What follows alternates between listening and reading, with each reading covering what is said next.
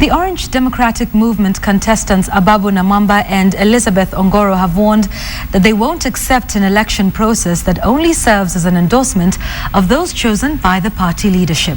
But even as Ababu's camp directed their thinly veiled criticism against opponents in the Paul Ottoma camp, the party's elections board raised the red flag over indecent campaigns in the run-up to the polls. The group, now referred to as the counterforce in the Orange Party, were in Nakuru at a delegates meeting to sell their joint ticket. The camp, whose team leader is Turkana Governor Josephat Nanok, with Mombasa Governor Ali Hassan Joho as second in command, is to repulse the Paul Ottoma lineup, which is alleged to be backed by party leader Raila Odinga. We insist that we want this to be an election and not a selection. This team is a team that believes in the democratic ideals of the party ODM. This must be an election and not a selection. And by the way, all of us be warned to stop dragging the name of the party leader in this contest.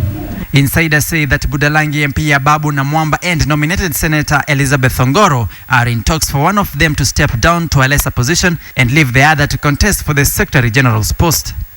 This team does not want to break the party. We want to remain united. As you can see, I am right next to my competitor. Ndolo is right next to his competitor.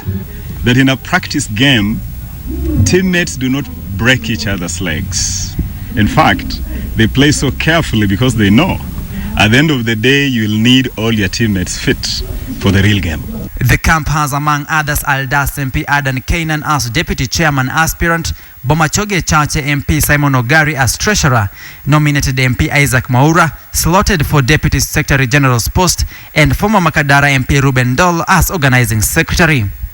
At Orange House, the party's election board has raised the red flag over the charged negative campaigns by the aspirants.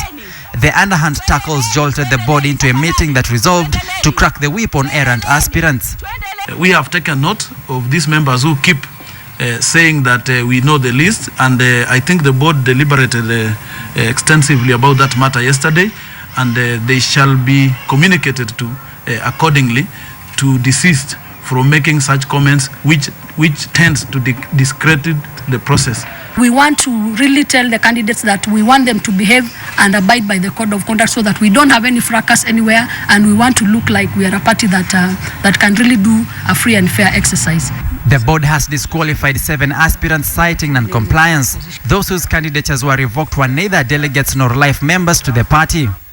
The disqualified are party chair position aspirant Isaac Musau Mwilu, George Nyongesa, who was eyeing the position of Secretary for Publicity and Information, Susan Washeke aspiring for Secretary for Environment, Ambassador Tabitha Sei contesting for International Affairs Secretary position, Deputy Secretary General aspirant Paul Kiaka, and Boaz Waruku, who was eyeing for the position of Devolved Government Secretary. All disqualified for not being ODM delegates. Anthony Oluoch, aspiring for Secretary Legal Affairs, was equally struck off from contesting after vetting of contestants. The receipt that he gave us to show that he was a life member, receipt number 18704, we realize has lapsed when he left the party and read on a Ford Kenya ticket for MP for Mathare constituency in the last general elections. Nonetheless, the party has set up an appeals tribunal to hear disputes that may arise from the election process. Samugina, KTN.